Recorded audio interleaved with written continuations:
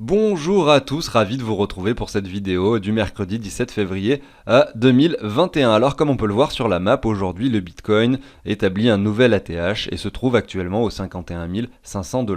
Et comme constaté à côté, évidemment, on a cassé ce range par le haut et effectivement, beaucoup d'altcoins en subissent donc les conséquences et se retrouvent avec des chiffres légèrement négatifs par rapport au dollar. Par exemple avec XRP, ADA, XLM, ceux qui ont le plus performé, Atom et tout ça, ceux qui ont performé le plus ces dernières semaines, qui finalement se retrouvent en négatif, ce qui est tout à fait logique et sain finalement. Alors aujourd'hui ça va être une vidéo un petit peu plus courte, mais peu importe, on va de toute façon aller voir quoi qu'il arrive pour commencer le Bitcoin avec son nouvel ATH et essayer de voir jusqu'où il pourrait grimper effectivement. Ensuite on jettera un œil à Ether puisque ça fait longtemps que je ne l'ai pas passé. On verra un petit peu la Bitcoin dominance, ce qu'il se passe, il s'établit aux alentours des 62-85% de dominance, on va aller voir ça sur le graphique. Et ensuite on va se faire quelques altcoins. Mais avant de commencer tout ça, comme d'habitude, je vous montre le petit tableau que je vous partage. Effectivement, c'est un tableau que j'ai créé sur Google Sheet qui va vous permettre de récupérer le prix des cryptos. Vous allez mettre toutes les cryptos que vous avez, de mettre tout ce que vous avez sur chaque échange. Donc si vous avez plein d'échanges, je ne sais pas où vous en êtes, c'est pratique. Et derrière, vous avez un tableau de bord avec tous les éléments qui vont bien. Et je vous remontre donc à la fin de cette vidéo ce tableau et je vous explique beaucoup mieux comment ça marche. Voilà pour ça. Voilà, donc si le contenu de la chaîne vous plaît, n'hésitez pas à vous abonner et à activer la petite cloche pour ne manquer aucune des vidéos, sachant que j'en fais quasiment tous les jours, en tout cas du lundi au vendredi c'est tous les jours, et j'en fais souvent une le week-end, donc vous voyez 6 jours sur 7, il y a du contenu au quotidien sur la chaîne, donc n'hésitez pas. Allez, on se retrouve pour les analyses juste après cette courte introduction.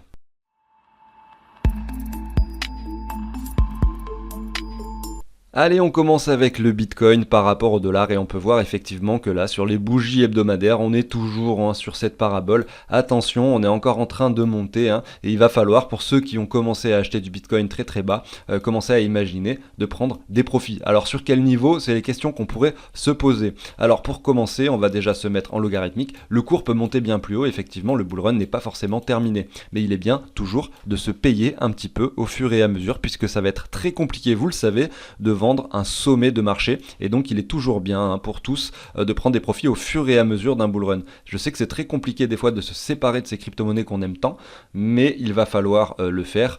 Si quand vous avez acheté du Bitcoin, votre stratégie c'était de le vendre à 100 000, et bien peut-être qu'à 50 000 c'est bien de commencer à prendre des profits. Si vous avez acheté en pensant qu'il allait monter jusqu'à 300 000, peut-être qu'à 100 000 c'est bien de commencer à prendre des profits, à 200 000 une deuxième partie, et à 300 000 une troisième si on y va, et si on n'y va jamais, et ben tant pis, vous garderez un petit peu qui sera un peu moins bénéfique. Mais voilà, vous voyez un petit peu l'idée, pour être sûr de gagner de l'argent sur ce genre de marché, il faut toujours essayer d'imaginer de prendre des profits à certains niveaux. Alors ici j'ai mis un Fibonacci, vous voyez.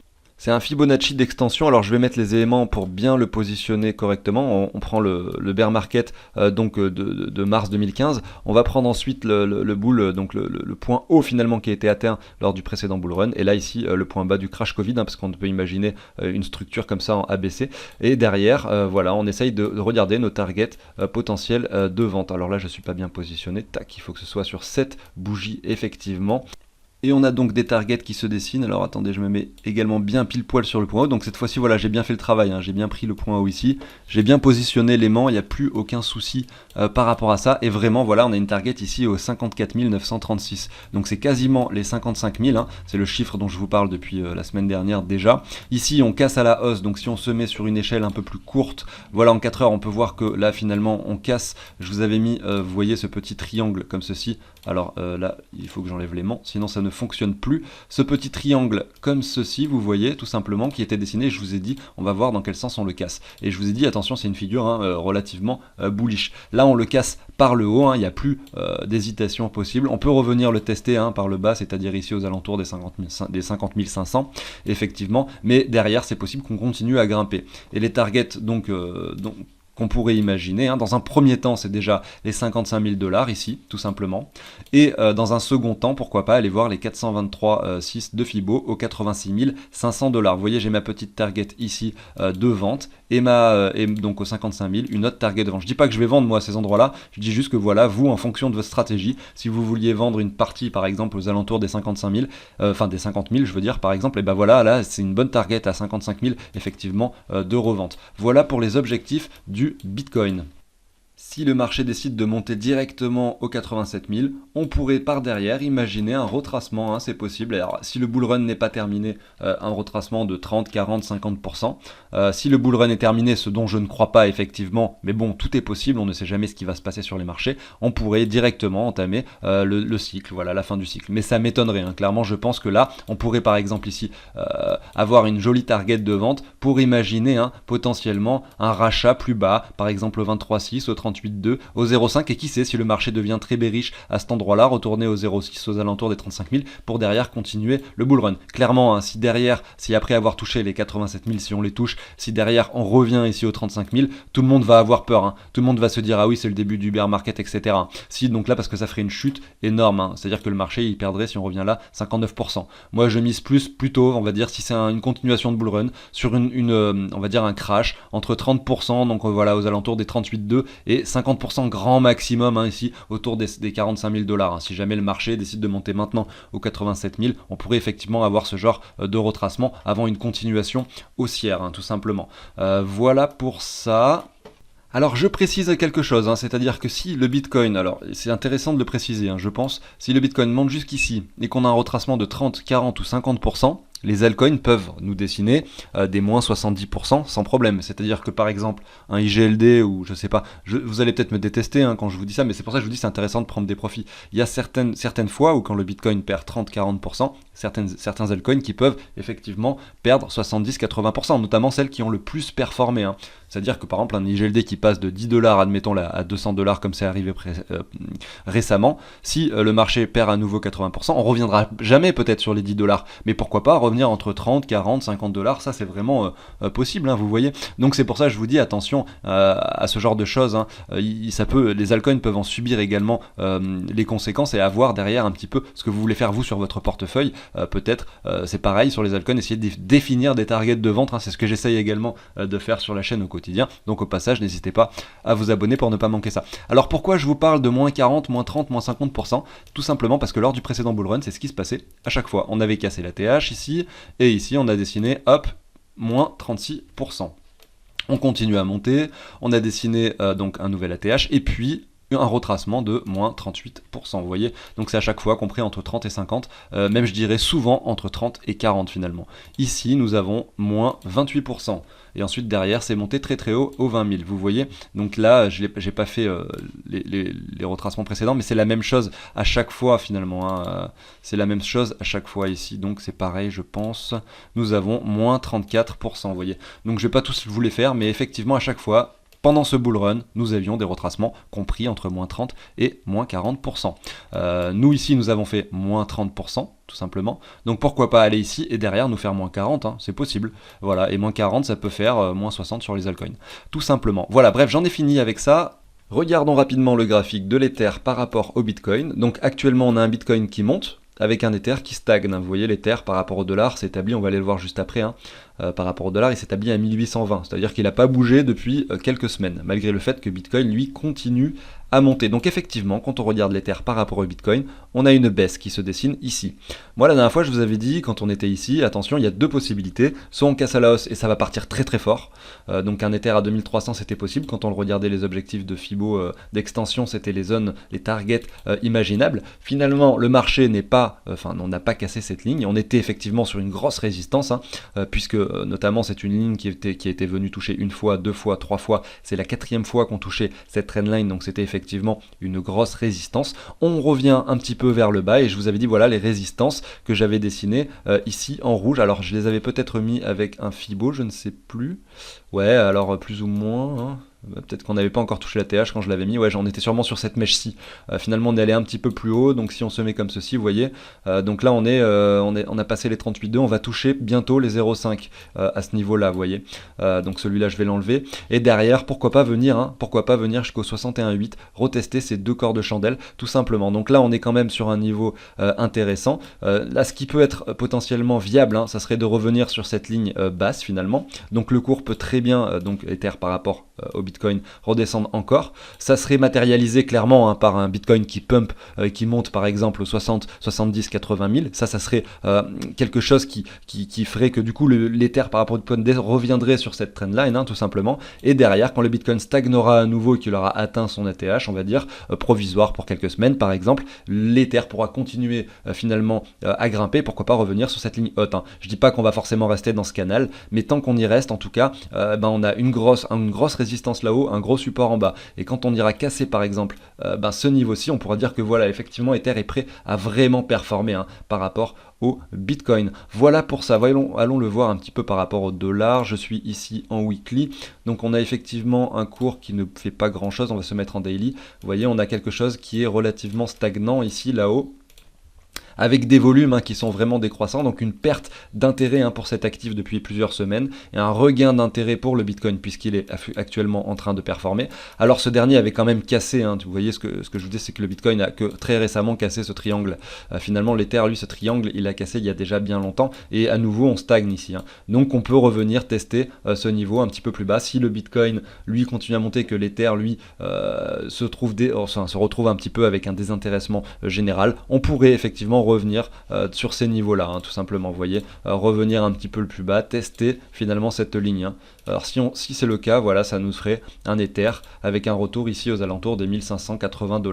Alors il n'y a rien de sûr par rapport à ça, il peut très bien continuer à stagner ici, tout simplement, et une fois que le Bitcoin sera en range et que tout le monde se désintéressera du Bitcoin parce qu'il ne se passera plus rien sur ce dernier, il pourra effectivement peut-être performer et continuer à grimper. En tout cas, si on se met en weekly, on peut voir que tout de même, on est déjà assez haut. On a cassé la TH récemment, mais on n'a pas fait de performance extrême. Donc on pourrait s'attendre effectivement dans le futur à avoir un Bitcoin qui range entre des bornes, par exemple 87 s'il décide de monter là-haut, 87 000, 80 000, etc., qui range pendant plusieurs semaines. Et à ce moment-là, avoir un Ether qui lui surperforme le Bitcoin et qui revient sur ses niveaux précédents, donc c'est-à-dire, alors on va se remettre le Ether, qui revient simplement sur les niveaux par ici, simplement. Et là, on pourrait avoir un Ether qui, par rapport du coup au dollar, nous fait quelque chose d'assez explosif pour aller beaucoup plus haut. Alors là, je suis en logarithmique, donc c'est pas très clair, mais voilà, on pourrait imaginer facilement. Il y avait les targets, quand j'avais mis le Fibo de prolongation, il y avait la target au 2300, et je me rappelle plus, on va le refaire, parce que je me rappelle plus,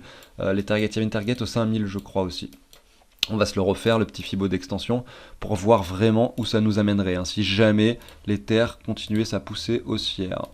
Donc on a effectivement les 2378 ici au 161,8 et au 261,8 les 3792 et ensuite les 6000 $, voilà pour Ether, si jamais il devait continuer à grimper et que le bull run n'est effectivement pas terminé. Voilà pour ça. Allez, aujourd'hui je fais des classiques et là je vous passe le Monero qui pour moi n'a pas encore forcément énormément performé. Certes, ici, quand on le regarde par rapport au dollar, on voit qu'il s'établit aux alentours des 244 $, effectivement. On a cet énorme W ici qui est confirmé. Si on regarde donc le Bitcoin ou l'Ether, ce W, il est déjà confirmé depuis bien longtemps. Et par exemple, pour l'Ether, on a déjà atteint l'ATH.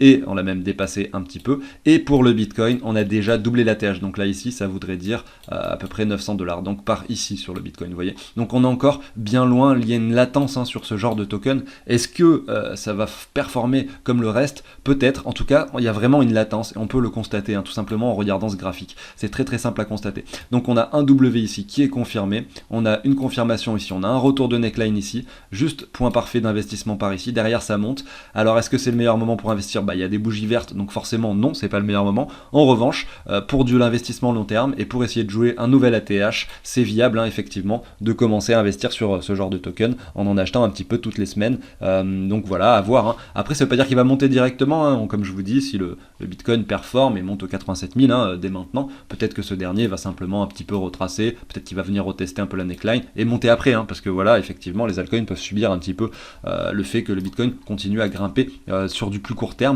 Mais voilà, sur du long terme, je pense que ce token a le potentiel de monter relativement plus haut, au moins faire un x2 là, donc de façon très précoce, c'est-à-dire dans les mois qui viennent, ça me semble complètement jouable. Voilà, tout simplement. Après, il y a le Litecoin, donc c'est la même chose. On a quelque chose d'assez propre ici quand on le regarde par rapport au dollar. Alors je suis quoi là? Avril 2019. Alors il y a un énorme W1 qui est ici, parce que là j'ai pas l'historique. Alors je vais me mettre du coup Alors sur autre chose, on va prendre celui-ci, voilà.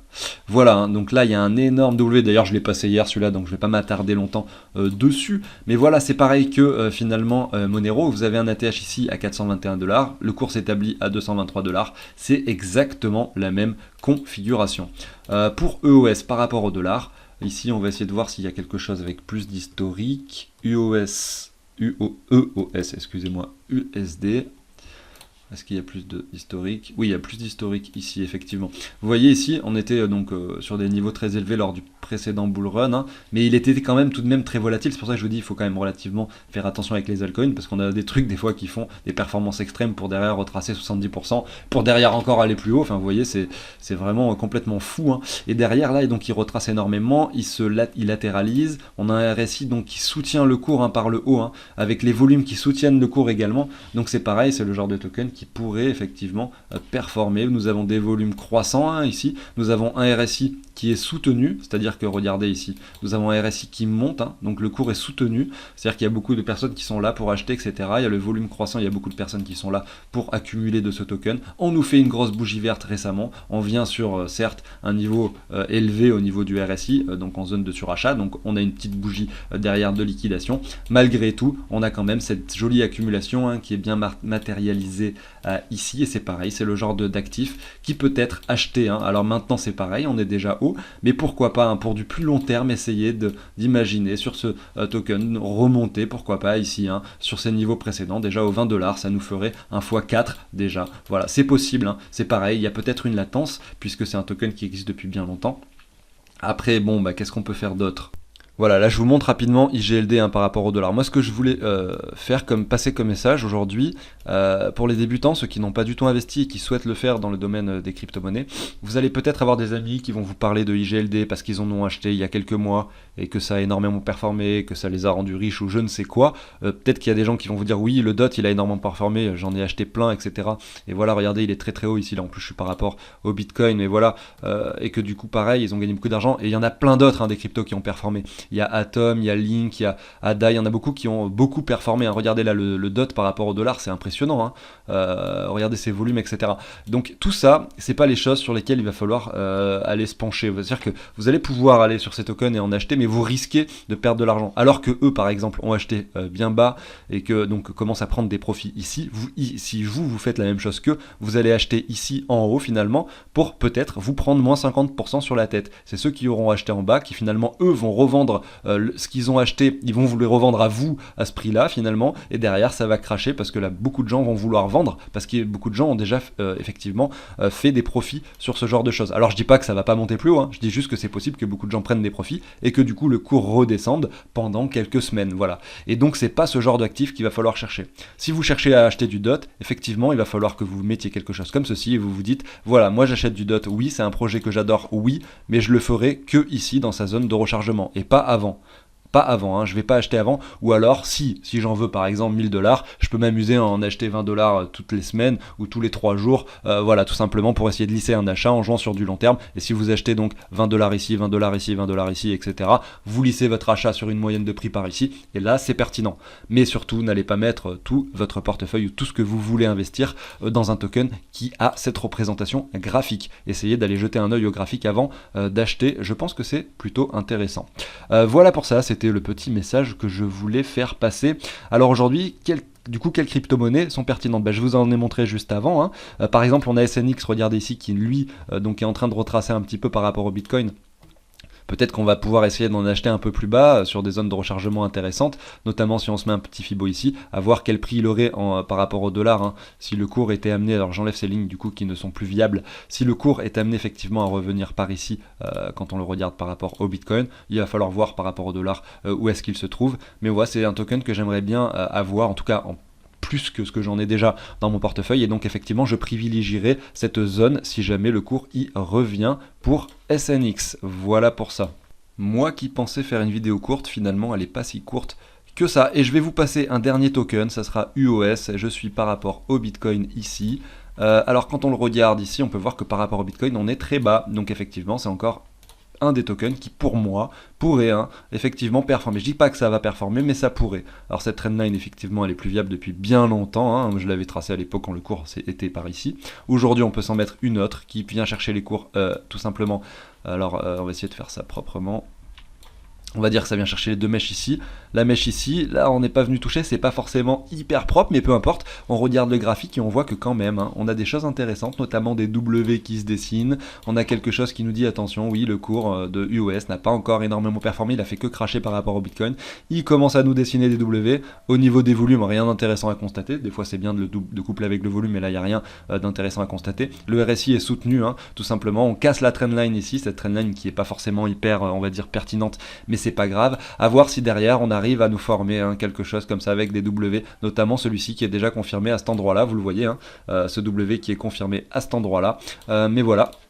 Donc derrière, on va voir ce qui pourrait se passer sur ce token. Mais c'est pareil, ça c'est un des tokens qui pour moi pourrait performer et qui peut être intéressant effectivement d'acheter si c'est un projet qui vous intéresse. Moi je vous parle souvent des projets qui m'intéressent, moi vous en avez peut-être d'autres et je vous invite à faire le même travail sur vos tokens, le même travail que je fais pour essayer de voir quels sont les niveaux pertinents, etc. Ou comme d'habitude, n'hésitez pas à m'en parler en commentaire, des fois je jette un œil, des fois j'en parle sur la chaîne, ça me fait toujours plaisir de parler des projets qui vous intéressent également, donc n'hésitez pas. Voilà, donc ici on peut revenir potentiellement dans cette zone de rechargement. Là ça serait un niveau très pertinent pour acheter. Sinon derrière il y a le dollar cost average et commencer à acheter sur les niveaux actuels, c'est pas déconnant, surtout que c'est pas un token qui a beaucoup performé comme on l'a vu juste avant. Donc pourquoi pas faire du dollar cost average et en acheter un petit peu tous les 2 jours ou tous les 3 jours ou toutes les semaines, etc. pour essayer de lisser ses achats. Si ça monte, c'est pas grave, vous lisserez à la hausse, si ça baisse, vous lisserez à la baisse, mais au moins vous êtes un peu plus tranquille sur vos investissements. Voilà, donc c'était le dernier token que je voulais vous passer. Écoutez, n'hésitez surtout pas à vous abonner comme d'habitude, à liker, à commenter. Moi je vais vous parler du tableau maintenant, donc ceux qui ne connaissent pas, ceux qui veulent en savoir plus, restez pour justement ce que je vais dire et ce que je vais vous montrer effectivement sur le tableau d'investissement que je vous partage. Et pour les autres, on se retrouve de toute façon dès demain. Alors le tableau, le voici. Alors ici en fait c'est un portefeuille qui n'est pas le mien, c'est un portefeuille fictif que j'alimente tous les jeudis sur la chaîne où je fais un portefeuille fictif, où j'achète des crypto-monnaies au quotidien toutes les semaines pour vous montrer comment je fais, etc. Tout simplement quelle stratégie on peut avoir, chacun établit la sienne par la suite, mais peu importe. Ici c'est un tableau que je vous partage. Donc dans ce portefeuille fictif j'avais estimé, donc ça va être, vous allez mettre votre propre portefeuille sur ce tableau avec vos propres crypto-monnaies et vous allez avoir ces données là. Donc vous allez mettre, par exemple ici dans le tableau virement, vous allez mettre tous les virements que vous avez fait sur chaque plateforme d'échange. Derrière ça vous fait un total et ça vous met ici votre total investi tout simplement. Et derrière vous allez remplir toutes les crypto-monnaies que vous avez ici sur cet onglet sur chaque échange, sur Binance, Coinbase, Crypto.com, vous changez les noms, ici vous mettez ce que vous avez, vous pouvez en ajouter, etc. Et derrière vous mettez à jour les prix des crypto-monnaies en temps réel, vous voyez tout simplement comme ceci. Et du coup, après, derrière, voilà, tout simplement, sur le tableau de bord, vous avez plein de données, notamment, vous savez exactement combien de pourcentage vous avez de chaque crypto actuellement dans votre portefeuille, combien de pourcentage vous avez de fiat, vous avez USDT, USDC, etc., si vous voulez remplir également ça. Vous savez votre pourcentage de fiat total avec la valeur en euros et en dollars, la même chose pour les cryptos, euro, dollar et le total avec chaque pourcentage. Et derrière, vous avez vos gains, donc vous savez, voilà, votre portefeuille il vaut ça, alors que vous aviez investi ça, donc vous avez gagné 10 000 et vous avez un ROI de 100% tout simplement. Et vous avez un dernier petit onglet que j'ai créé effectivement qui vous permet de savoir où vous en êtes. Donc là c'est votre portefeuille total qui s'affiche ici, ça vient récupérer la valeur de l'autre tableau et derrière ça vous dit exactement donc ce qui vous reste à acheter si au début vous vouliez ça comme pourcentage dans votre portefeuille. Donc ça c'est toutes vos cryptos et là vous mettez le pourcentage de chaque crypto que vous vouliez au départ dans votre portefeuille et pour pouvoir rétablir ce pourcentage correctement, vous savez ce que vous avez. Ici vous avez trop de bitcoin, il faut en vendre. Vous avez donc 461 euros donc à acheter en Ether. Non là c'est l'inverse, excusez-moi. 4000 euros à acheter en bitcoin pour simplement arriver à 25%. Donc ça veut dire qu'actuellement, effectivement, sur le Bitcoin, on a moins de 25%, on a 5%, donc beaucoup moins, vous voyez. Donc si vous en voulez effectivement 25% dans le portefeuille, il faut en acheter 4000. Si là, vous voulez 20% d'Ether, vous en avez 461 trop. Donc ça veut dire qu'on a un peu plus que 20% ici d'Ether, effectivement, on a 23%. Vous voyez, pour revenir à 20%, vous savez qu'il va falloir en vendre, donc 461. Voilà, vous avez compris un petit peu l'idée, je ne vais pas détailler, ça c'est pas le plus important, donc coin à avoir, mais ce qui est surtout très important, c'est de savoir où on en est effectivement sur le portefeuille. Donc si c'est un tableau que vous souhaitez obtenir Je vous le partage en fait sous l'échange d'une donation, vous avez le lien sous la vidéo, et si vous voulez savoir exactement ce que vous obtiendrez si vous payez pour avoir ce tableau, si vous voulez savoir exactement ce que vous allez avoir comme document et voir un petit peu comment ça se met en place, etc. avant de payer, vous pouvez aller voir la vidéo que je vous mets ici en haut à droite, tout simplement vous allez voir les 3 dernières minutes de cette vidéo et vous verrez effectivement, j'explique vraiment ce que vous obtiendrez si vous payez pour avoir ce tableau.